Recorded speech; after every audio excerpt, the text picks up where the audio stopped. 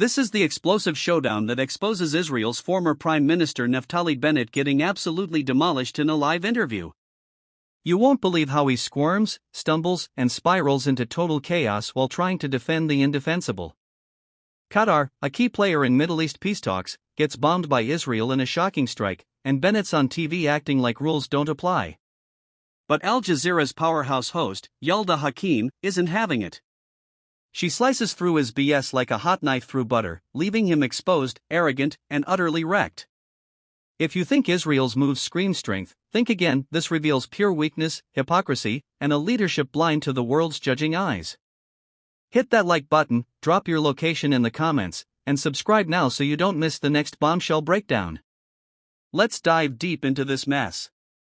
Picture this: Bennett's face-to-face with Hakim, and she's not just asking questions. She's running laps around him intellectually. The core word here? Impunity. Israel acts like international laws are optional, hitting targets anywhere, anytime, ignoring borders and sovereignty. But guess what? This isn't power, it's a glaring sign of desperation. Leaders drunk on arrogance forget the globe's watching, critiquing every reckless step. In this epic clash, Hakim doesn't yell or rant, she lets Bennett's own words tie him in knots. Time to unpack it step by step. When the US president tells the Emir of Qatar or tries to reassure him that this kind of thing won't happen again, are you saying he's actually lying? No, that's what you're saying. I'm not saying that. No, he's told the Emir of Qatar this isn't going to happen again. You're saying wherever Hamas is, we're going after them. So, would you attack Qatar again? I'm not going to say what we're going to do or not. But I'll tell every terrorist, if you said do it again. Let me be clear. Any terrorist on earth planning to murder Israelis, planning to murder Jews, will be killed if necessary. Nothing will be a safe haven for terrorists who want to murder my people. And that's the position of the Israeli government, regardless of what the US president is saying that this won't happen to the Qataris again.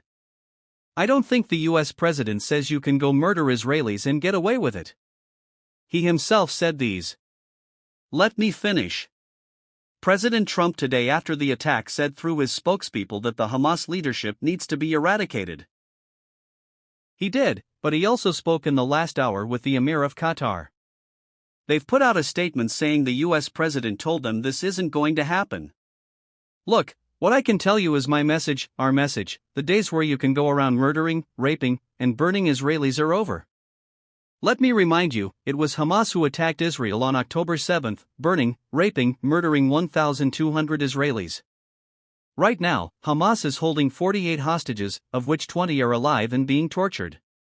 Boom! Former President Trump personally promises the Emir of Qatar no more attacks, and you'd expect that to end the drama diplomatically. But Hakim flips it masterfully, using it to trap Bennett like a pro wrestler pinning an opponent.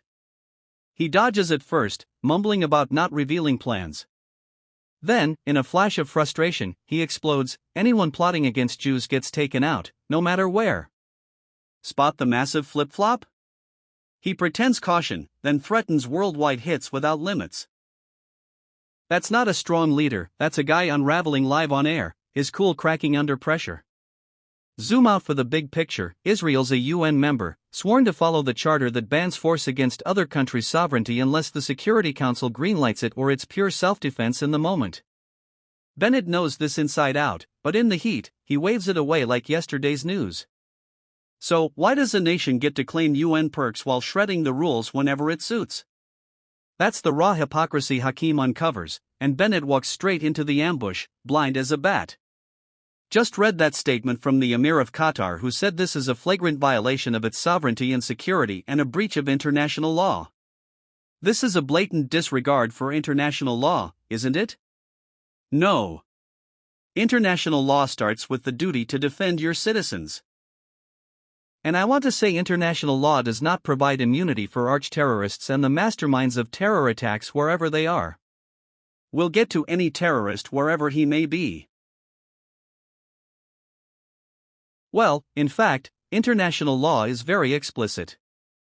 No state may attack another without Security Council approval or a case of direct self-defense. So, frankly, you didn't seek any of those approvals. You've gone into sovereign territory, crossed the skies, and launched this strike on a sovereign state. You know, when the US went out and took out Osama bin Laden in Pakistan, they didn't notify Pakistan in advance. That was also a sovereign country. You have to do this to eradicate terror. These are the people who control Hamas in Gaza, control Hamas in Israel. They are responsible for yesterday's attack where Hamas took responsibility for killing 6 civilians in Jerusalem at a bus station. So a terrorist is still a terrorist even if he sips tea at a 5-star hotel in Doha. At this juncture, Bennett's whole defense crumbles into pathetic excuses. He parrots the same line, "We must eradicate terror." But hold up, fighting terror doesn't hand you a free pass to trash global laws. No nation rewrites the playbook just because their mission feels righteous. Laws exist to curb exactly this, big powers bulldozing weaker ones. And if we're dissecting terror, let's keep it real and balanced. What about the terror Palestinians endure from Israel's endless military ops? Families shattered in Gaza and the West Bank, lives upended in a never-ending nightmare.